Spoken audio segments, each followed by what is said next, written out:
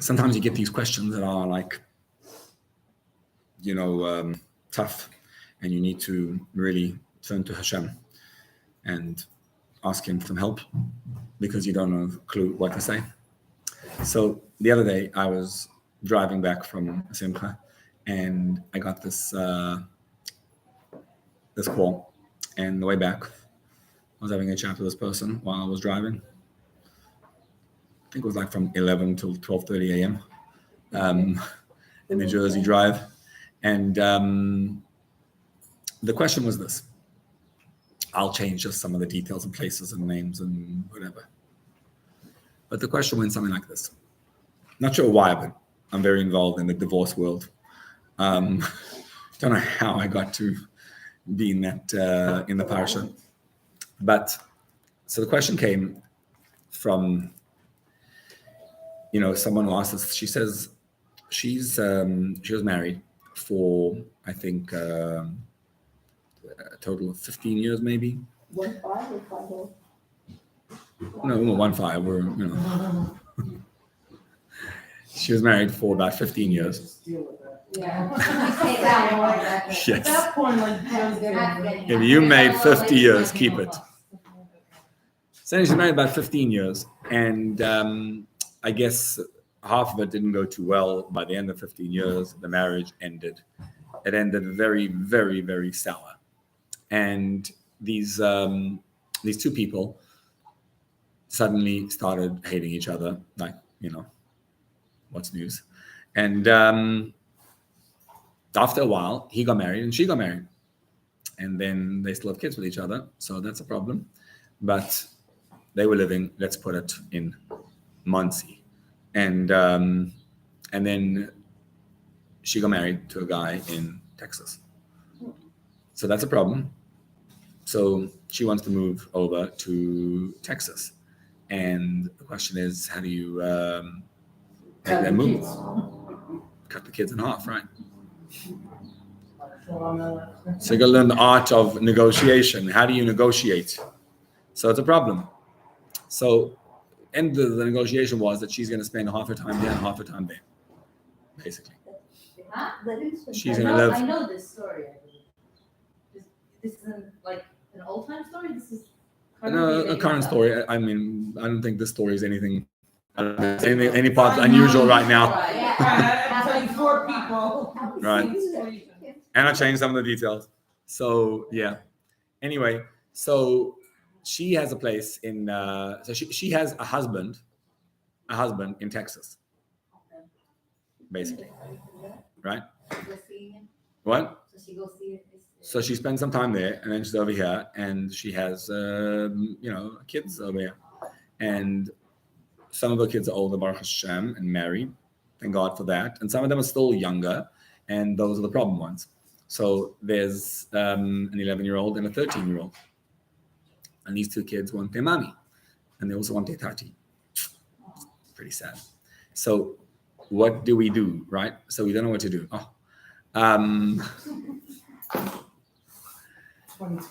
So the shaila is what to do.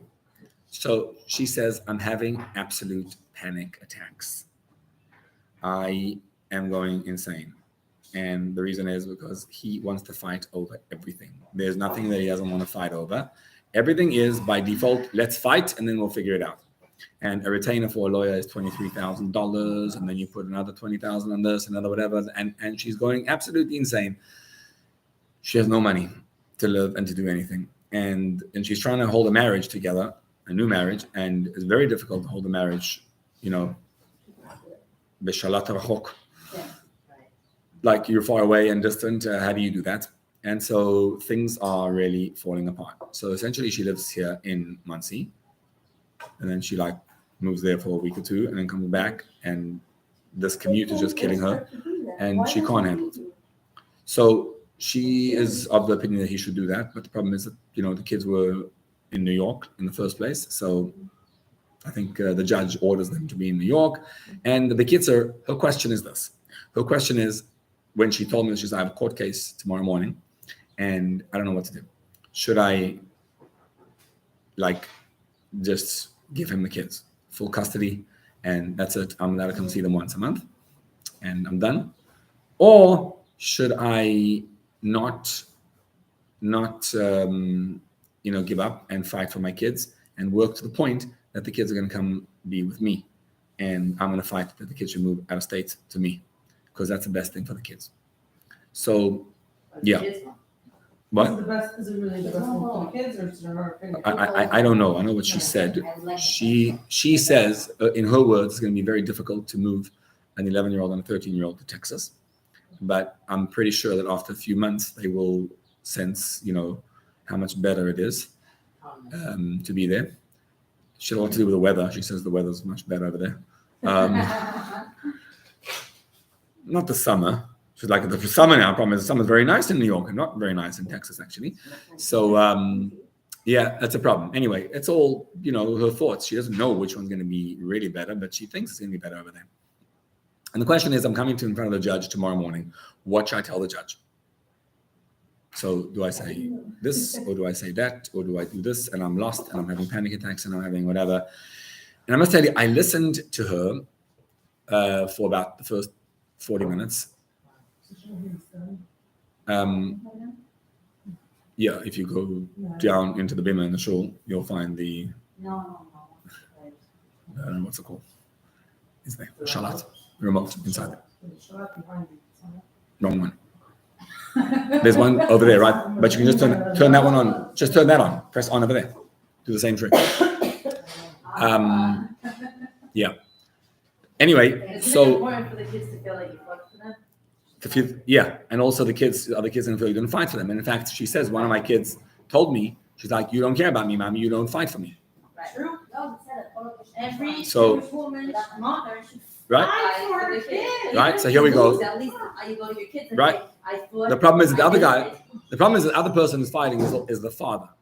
So regardless of what you think of the other person, to the child, that's my dad, that's my mom. Problem. Anyway, it's a mess. And I'm sitting and listening to the conversation. And for the first 40 minutes, I was like, aghast. It's amazing. I've heard the story so many times, like so many times. And I would say hundreds of times by now.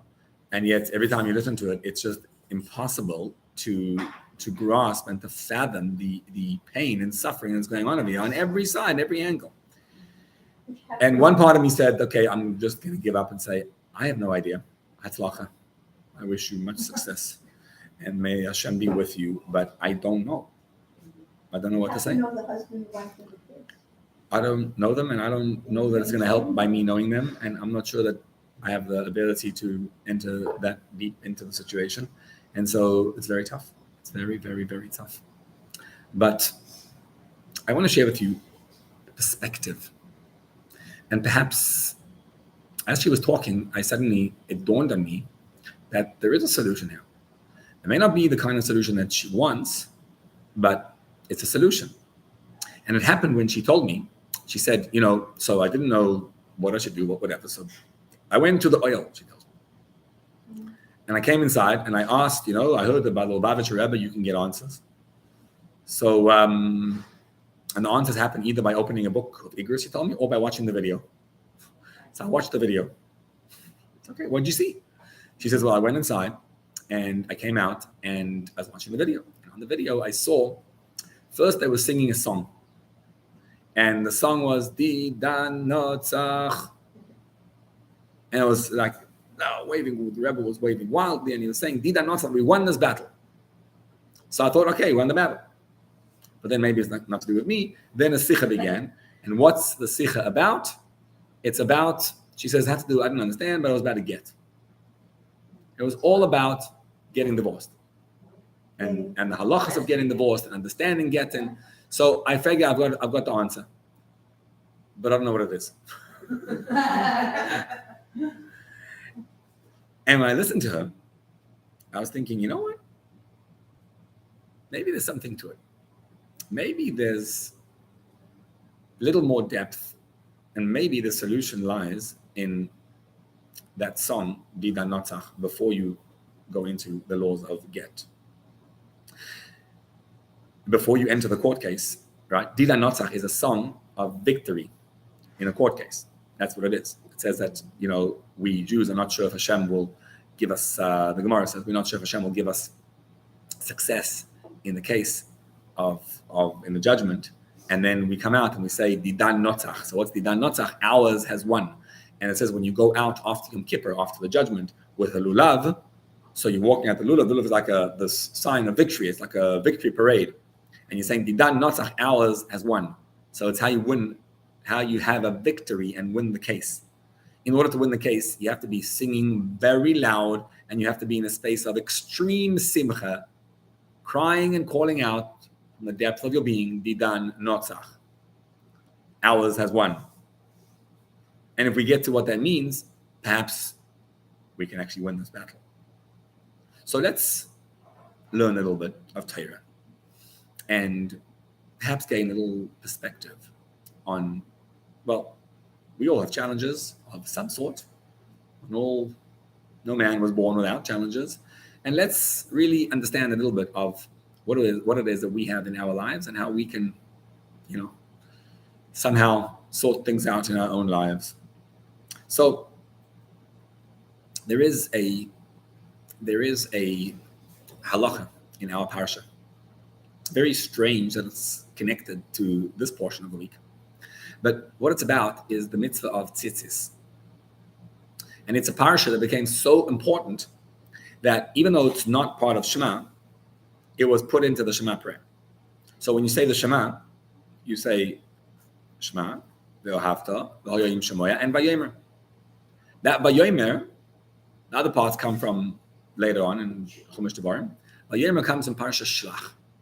So the whole beginning of the parsha is all about the spies going out to fight against, to conquer the land and to spy out the land before they go in. And then by the end of the parsha, we have this mitzvah of Tsitis. And every single day we say the mitzvah of Tsitis. Now I think many people say the mitzvah of Tsitis and they just like, okay, what it means is you should, put on the Tsitis. That's what you should do. And then what do ladies do? You don't put on the Tsitis, but you got to say the parsha. And you talk about the Tsitis and you speak about it and, have the whole thing about Tsitis, but you don't actually put on the Tsitis, but you do say the Shema. So what's the relevance of Tsitis in our lives? It's obviously a mitzvah, but it has a depth to it, and there's the metaphysical mitzvah of Tsitis.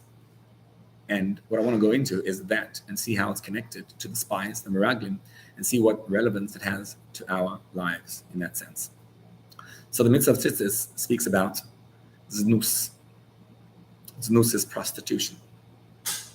It says, Asher atem zoinim achareyim.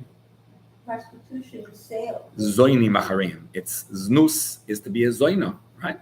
So it says, V'lo yisosuru acharei levavchem ve'acharei einechem. Don't deviate and follow your hearts and your eyes. Asher atem zoinim achareyim, which you do znus with, prostitution with. And so there is a marriage to Hashem between us and Hashem. And there is znus, which is when we are not in a marriage to Hashem. What Hashem wants of us is the same experience as a man and a woman have when they get married, a husband and a wife. You figure we're the wife. We're the wife in this marriage.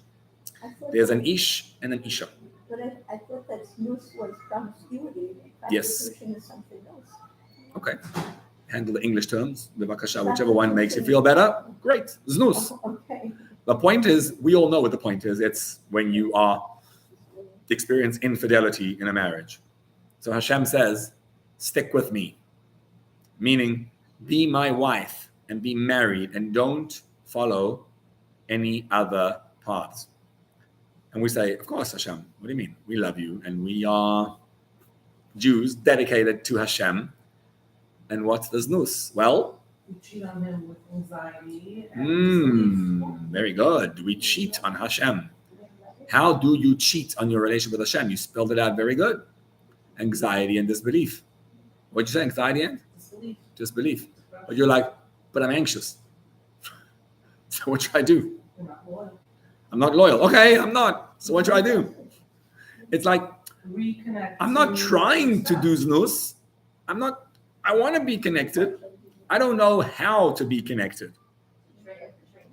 It's very nice. I want to be married to Hashem. So let's just understand what a marriage looks like to Hashem. Okay? The key of being married is marriage makes no sense, right? It's not logical. Because there's no blood between you and your spouse. You are not related. So what makes you related is, well, when you have some kids, then you kind of like have, play house together. But essentially, you're not related. That's why people you are related to, you love forever. But you don't really love them.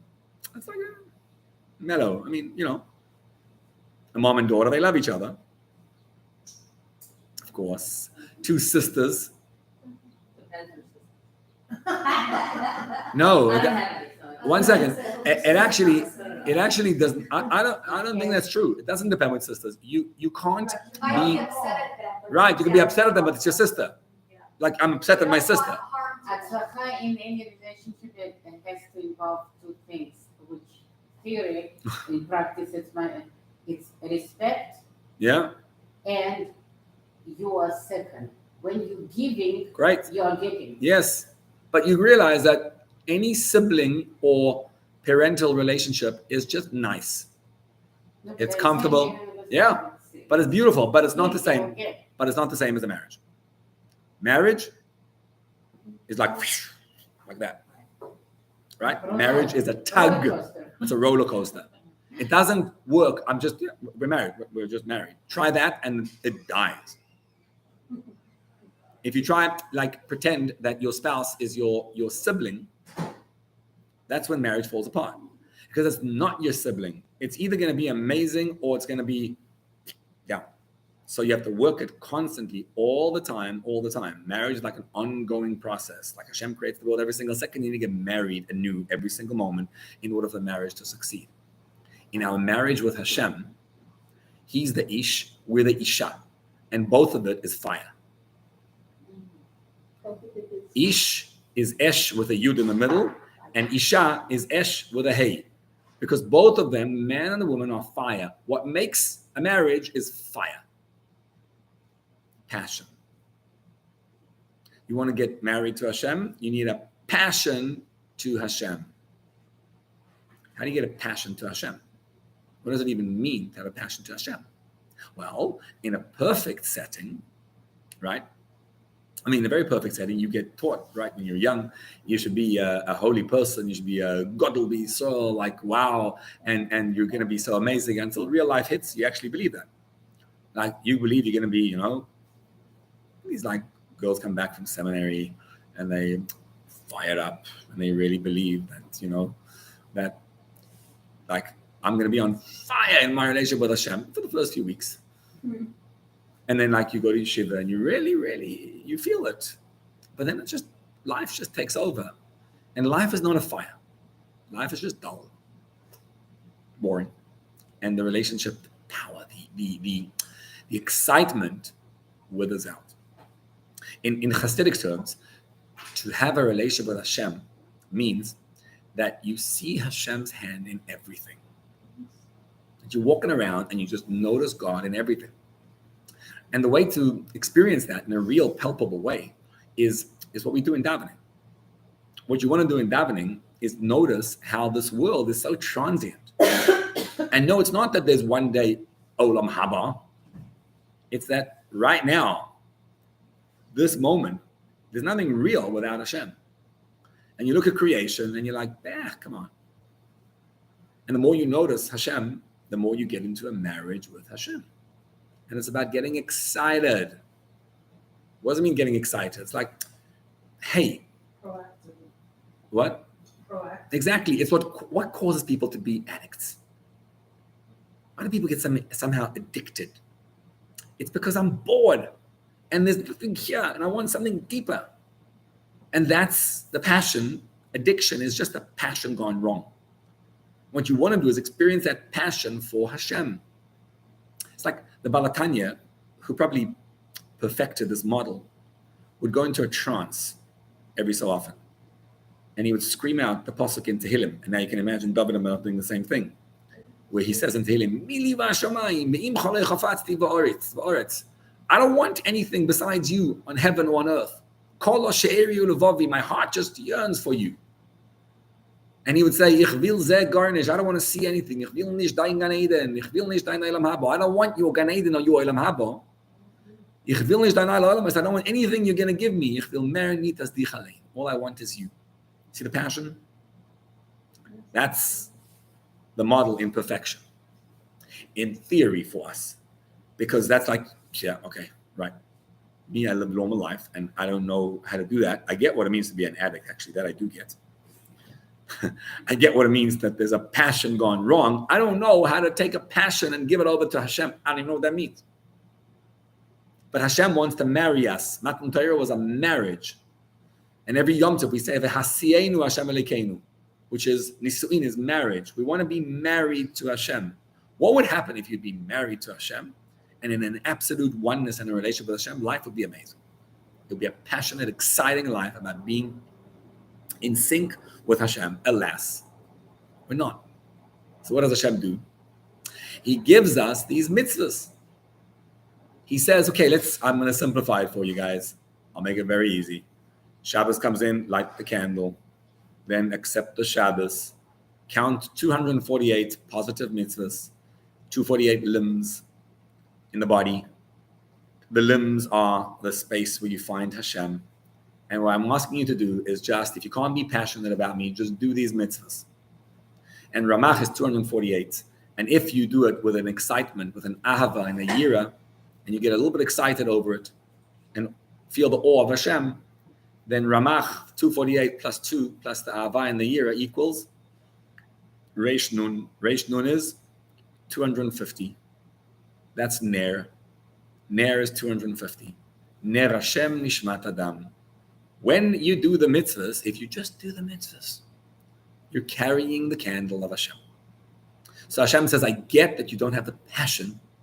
What I want is just light up the world.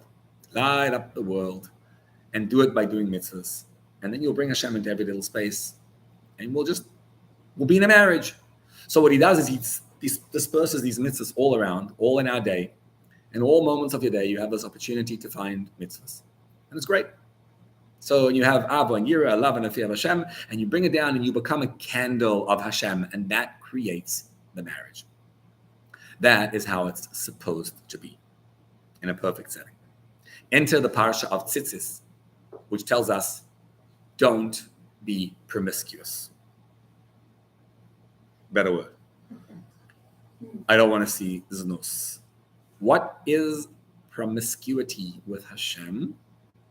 It would be when you have, right? What's the essence of marriage? It's excitement over your relationship with Hashem. So the opposite of that is excitement over other things.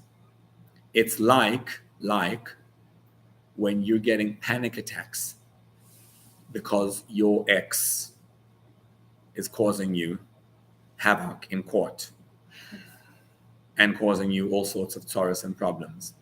That's called promiscuity with your relationship with Hashem. Because you're thinking and you're getting panicked because someone is causing me panic. Do you see where the relationship with Hashem is being cut? It's being cut because you're getting excited. You're getting excited over other things. So relationships happen with excitement. And relationships are killed with excitement. And what it means, the znus, is the excitement over something else that's grabbing your attention and holding you down. And it happens to all of us all the time. Notice yourself all day long and say, what's exciting to you? Here I ask a challenge to us, right? We are all religious people. Religious people means we believe in Hashem and we're Jewish. But are we really? Wouldn't you want to define being religious as being married to Hashem? So here I am. I do all the mitzvahs. I'm from. I don't know what from means, by the way. From seems to be culturally doing things. But the question is not, are you culturally doing the mitzvahs? The question is, am I attached to Hashem? And I have a hunch that many of us, at least me, what excites me and what makes me up and down in life is not Hashem. It's other things that make me happy. There's so much else that grabs my attention, and that's what makes me excited. And just like this lady is having this war with her ex, and what's exciting her in life and what's making her passion, happy and sad is him. That's what. Him and how he acts and reacts and other things and what's going to happen with my kids and all that. That's what's grabbing your attention. That's what's making you happy and sad. That's the znus. Now ask yourself the question and say, what really makes me happy? Am I in a relationship with Hashem? Do I see Hashem in everything or not? That's the question at hand. So now let's take a look at what these tsitis are. Tsitis are strands, they're strings.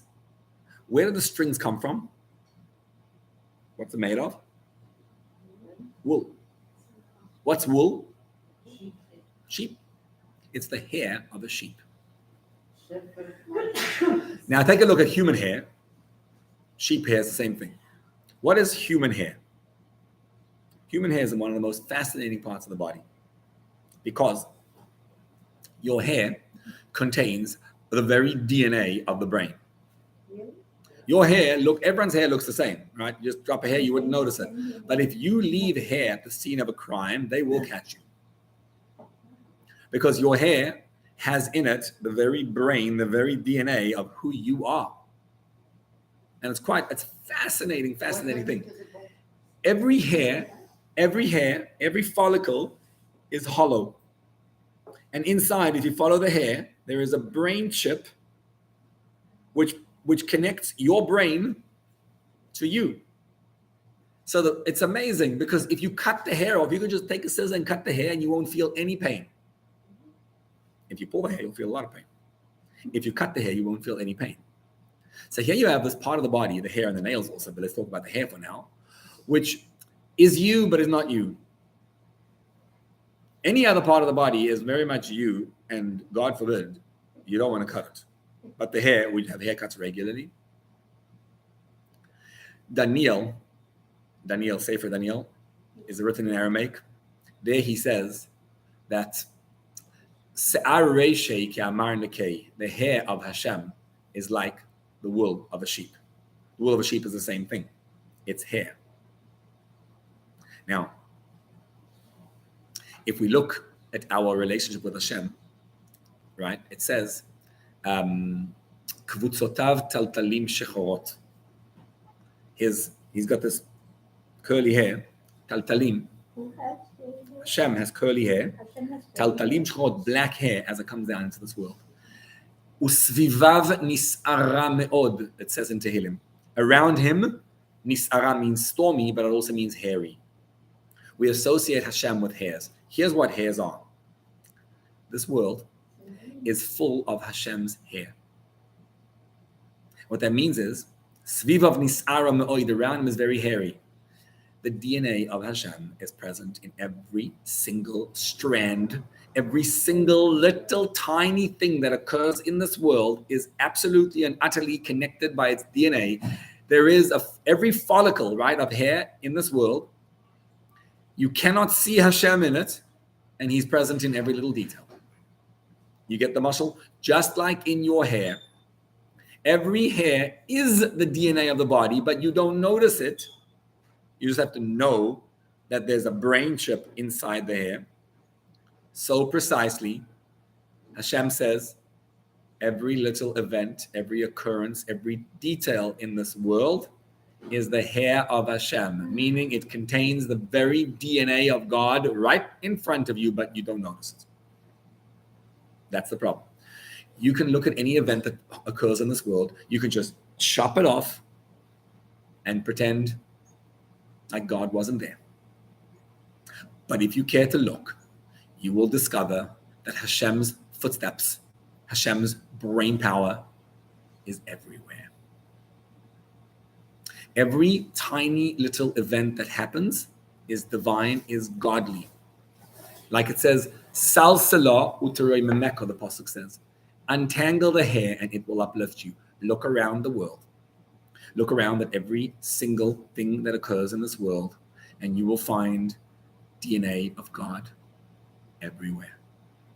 There's not anything in this world that is void of a divine imprint. What's the problem? The problem is that you can cut the hair off and not even notice it. Want to be married to Hashem? Married to Hashem and not promiscuous? It means to see Hashem's presence and to feel Him and to notice Him in everything. Let's try it out. Hashem says, take Tsitis, take the wool of the sheep. So it has this is alive. It's the very wool of the sheep. You feel it. It's a DNA of a sheep. And the hair, even once it's cut off, it has the DNA of the person in it. So Hashem says, this world is full of these little events.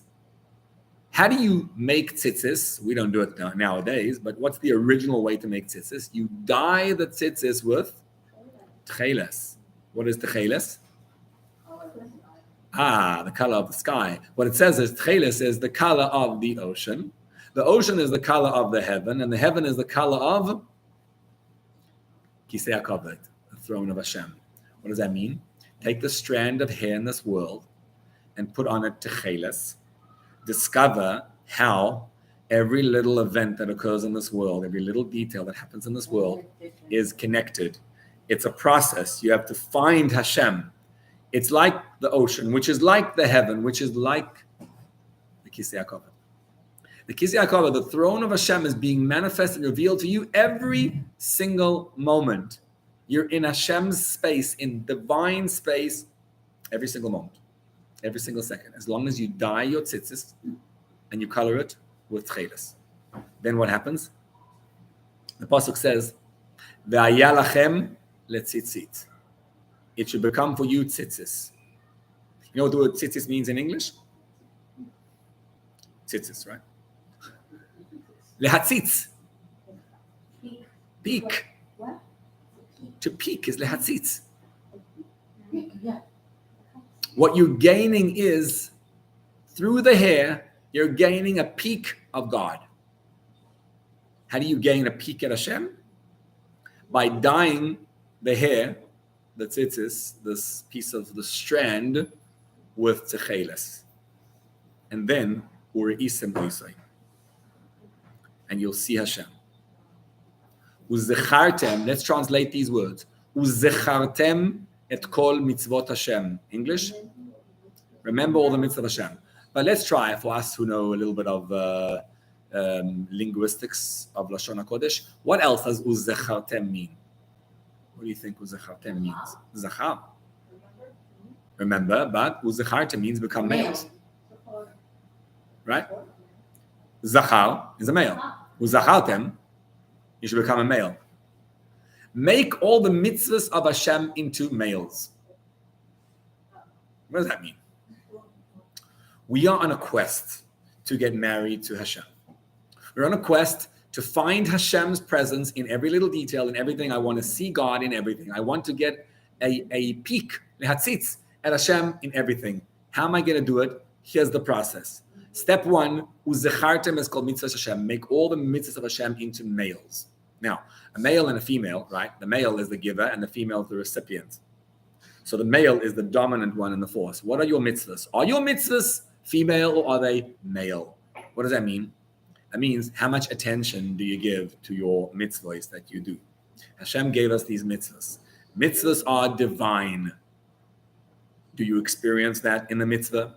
Which means when you do the mitzvah, when Shabbos comes in, are you mindful of what Shabbos is?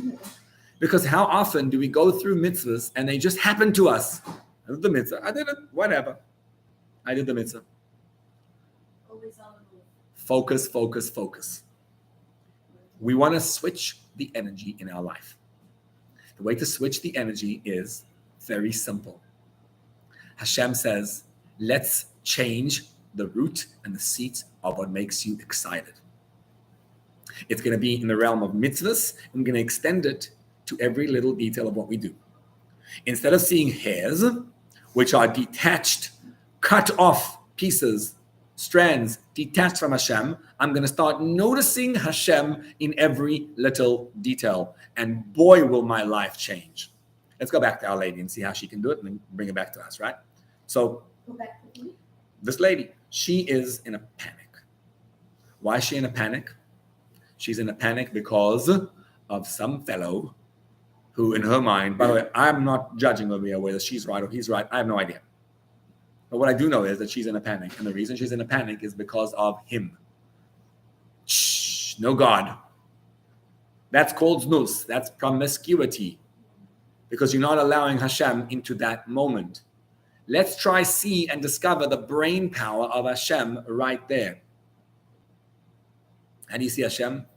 I'm feeling panic. Okay. How do you find Hashem in panic?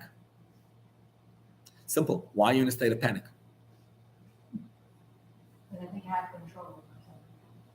Well, you're in a state of panic because you have a story, right? The story is that this fellow is making me panic. Change that story. Not true. Not true. The panic is a strand of Hashem. It's a hair coming from Hashem, right?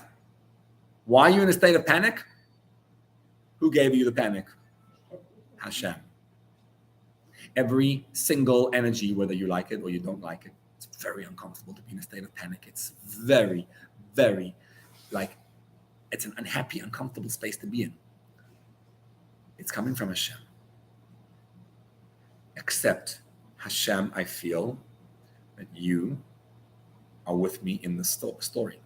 So I'm feeling panic and align it and say, Hashem, I feel that you gave me the feeling of panic right now. You made me feel this. It's like stop sign. You know what that does to you? Again. It means, you see what happens when you're feeling the panic comes from the other guy? Like take over. Yeah, but imagine what happens when the panic is coming from the ex. You know what you're doing? Giving him power. You're giving him power and you're fighting him. You're saying, I'm panicked. What do I do? You'll never get unpanicked that way. Because someone is controlling you. That means you're like locked into a beit avadim. You're a slave. Disconnected. Allow Hashem. Hashem, this feeling of panic, which I think is coming from that guy, is coming from you. And if you want me to feel it, I'm going to feel it. And then you feel it. It's very uncomfortable. But let the panic run straight through you. And don't say it's coming from this guy and he is and I'm going to fight him. All the feelings that are there are coming from Hashem. Hashem, I accept this feeling came from you. It's true, you made it come through him. Okay.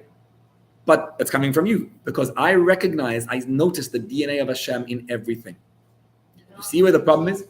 What? You can also make him change his mind. Make who change his mind? The guy. No, you can't. No, I'm saying Hashem. You can make. Oh yeah, Hashem could. Yes. Yeah. But that's not my business. What my business is, one thing and one thing only. I want to marry Hashem.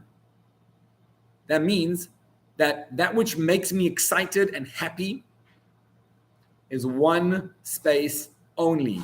That which brings me everything is from Hashem. And I notice Hashem's presence in everything.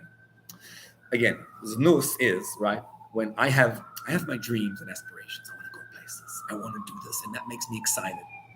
And I'm also religious. I also do Jewish stuff. But it's not my thing. It's not who I am. It doesn't define me. And that's the problem. If Hashem doesn't define you, you're defined by others and other things and other places. That's called znus. That is not Jewish. It's not religious.